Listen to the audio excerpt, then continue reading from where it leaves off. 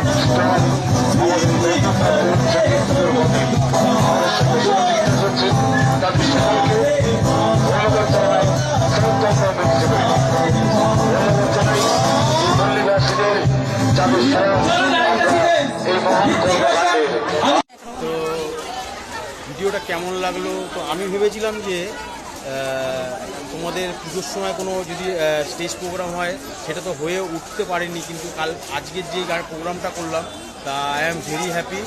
তো বুঝতেই পারছো যে তোমরা যে প্রোগ্রামটা পেয়েই গেলাম। তো পুজোতে ঘুরতে ঘুরতে ইটস এ বিগ অ্যাচিভমেন্ট।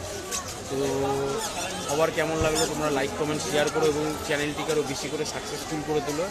তো তোমরা দেখলে যে আমি কেমন গানটা করলাম এবং সামনে কিন্তু অনেক বন্ধুরা ছিল, দর্শকও ছিল।